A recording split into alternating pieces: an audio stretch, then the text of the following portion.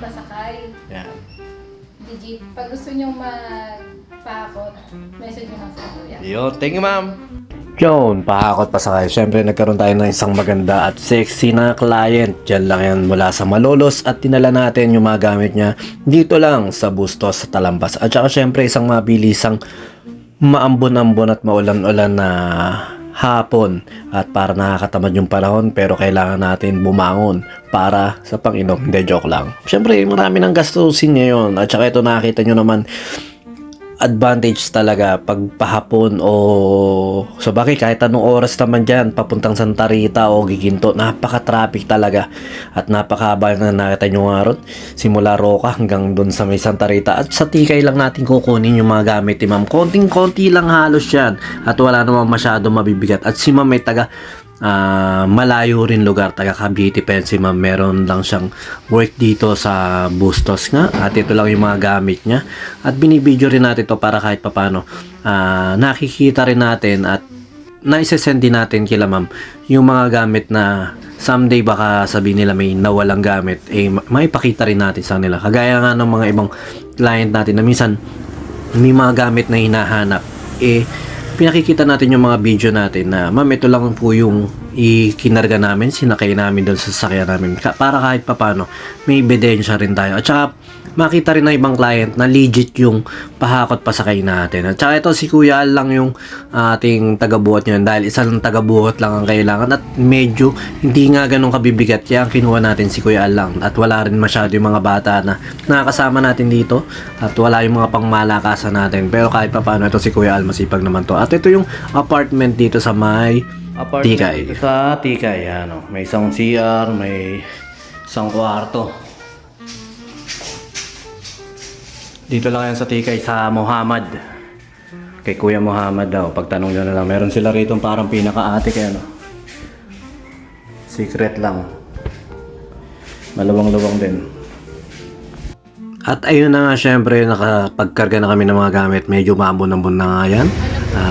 Talagang masarap ang panahon, masarap din yung kwentuhan namin ni ma'am dyan dahil nga medyo taga-ibang lugar siya, marami tayong pwedeng itanong sa kanya at sabi ko bakit wala siyang masyadong punto ng Cavite pero yun nga dahil nga madami na rin siyang lugar na napag-stayan parang hindi na yung ng punto ng Cavite yung dinadala niya at na-adapt niya na nga rin daw yung punto ng mga taga Bulacan at sabi niya hindi naman masyadong probinsya to sabi ko ang mga pinaka probinsya yung San Rafael, San Ildefonso, San Miguel dahil yung mga may mga liblib na lugar na ron at sabi ko nga napakaganda nung ganitong mapuno sa karsada talagang mararamdaman mo yung lamig at dito sa paglilibatan niya napakaganda ng daan din yan dahil nga maraming puno at maraming tambayan sa gawin.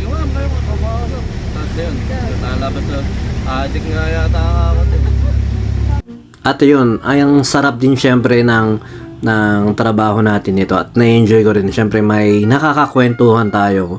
Buhay-buhay din ng iba. Parang nagiging marites na rin tayo. Pero hindi naman. Kumbaga, pinapayo nga din natin doon sa client natin na kasi parang mag-abroad din siya. Ipon lang, tapos negosyo na. Kasi syempre hindi naman tayo habang buhay, bata at palakas. Ito nga sinabi namin, isang mabilisang biyahe at konti lang naman to. At nagbababa na kami.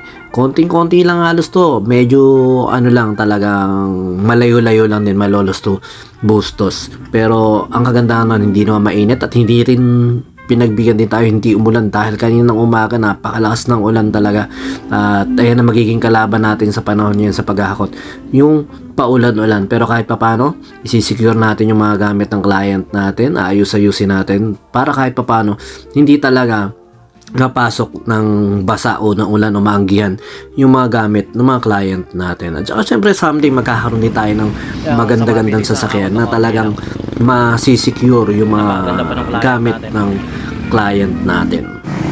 Yan o, laki ng bahay na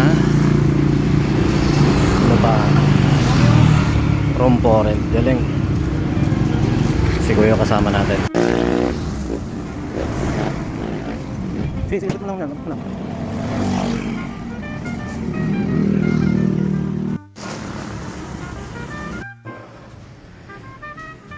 Pag nagre-wrestling kayo rito, kitang-kita kayo.